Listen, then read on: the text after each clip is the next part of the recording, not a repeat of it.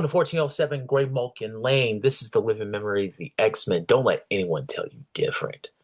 Okay, after that huge waste of time that is called the Age of Relevance, we're back and we're first review of the year, Inglorious X-Force, written by Tim Steele with artist Michael Santa Maria, with colorist Romurio Fajardo Jr. If I'm offending anybody, I apologize. California Public Schools. Okay, so right now we have an X-Force book. I am a huge fan of X-Force. I would say it goes way back.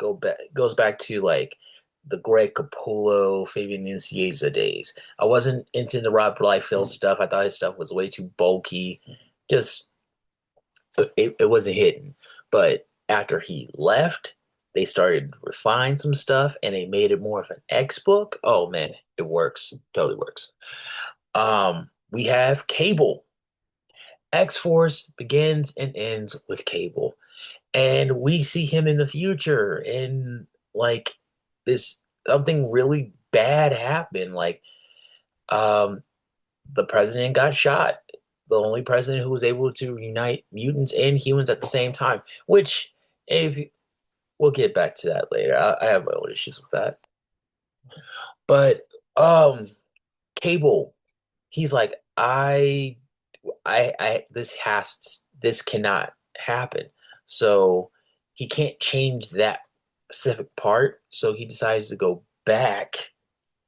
into go back and like gather the people who would be able to protect said president. And then he wakes up at another time and he doesn't know where exactly he is, which is really interesting. I always thought that ever since they brought the idea that Cable is the X-Men version of Doctor Who, it makes a lot of sense. And also, he would have amnesia. Just, you know, at some point. I don't know. Um, I like the fact that we're going back to like old school X-Force, not like, oh, we're the Black Ops team.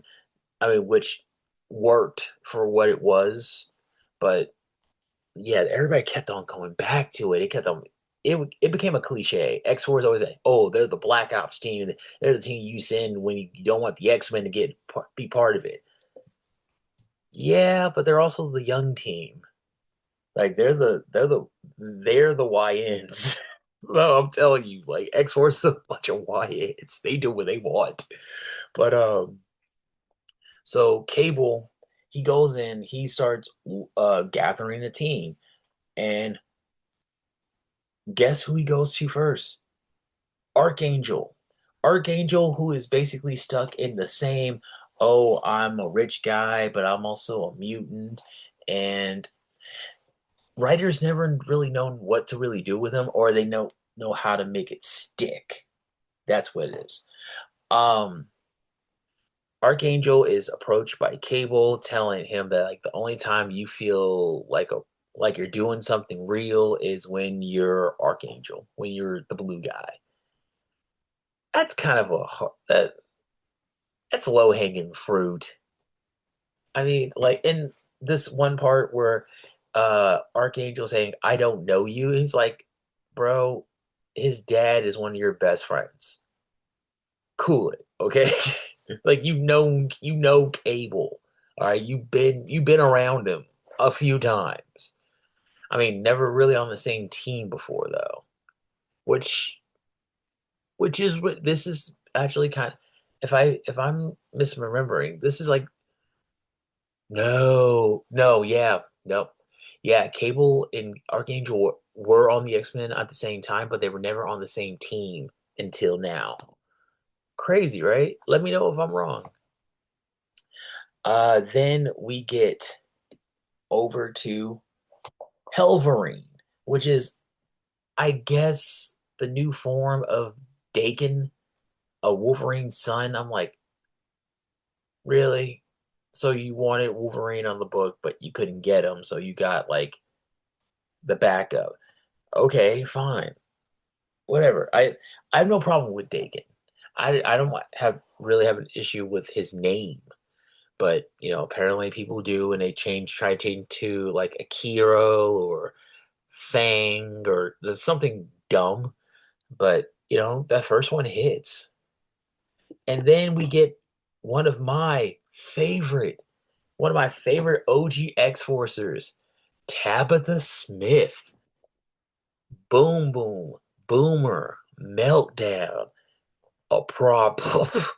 And she's doing something that I thought was really clever. She's into demolition, like buildings that need to be condemned, but like, you know, that's easy money.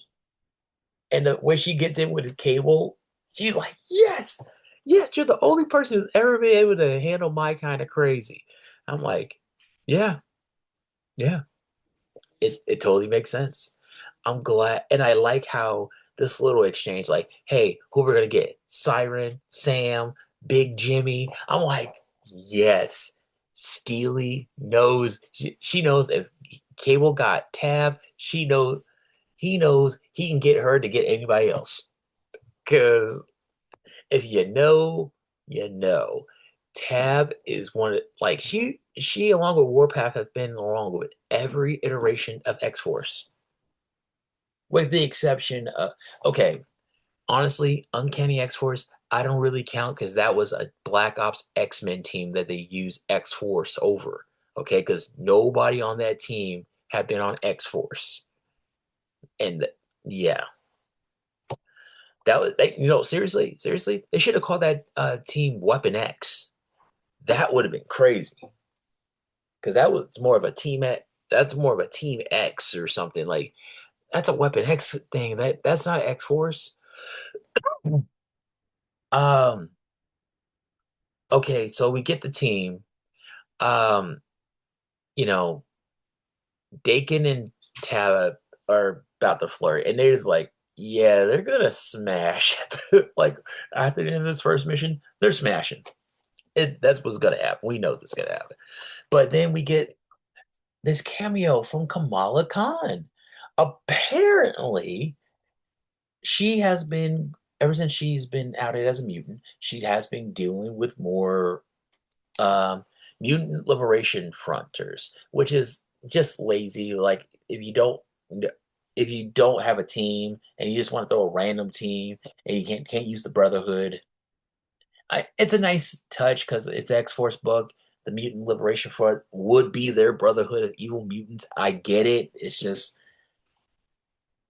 I don't know. I guess one is something more. Uh, it's forget me for having standards. Apparently, Kamala Khan is the president because apparently they're positioning her to be the new Kitty Pryde. I didn't even like Kitty Pryde when she was Kitty Pryde. I totally missed it. That whole having that kid sidekick, man. Yeah, I don't, doesn't matter. Um, so we got this team. Like Cable basically says, like, hey, stick with us. And she's like, no, but I'll rock with you whenever you need me. Fine, whatever. Kamala Khan, it's a nice it's a nice little cameo. It's cute, but nah, it's not. I hope it builds up to something. I really do. All in all, I'm giving this book 2 point yeah, 2 out of 3 stars. It's cool. It does everything that you expect a X-Force book to do. It sets up a couple mysteries. Cable is amnesiac, and he has like 4 names tattooed on his arm. Don't even know why. So, but that's what it is. Uh, well, tell me what you guys think. Sorry I've been gone so long, but it's 1407 Great Malkin Lane. I'll see you soon.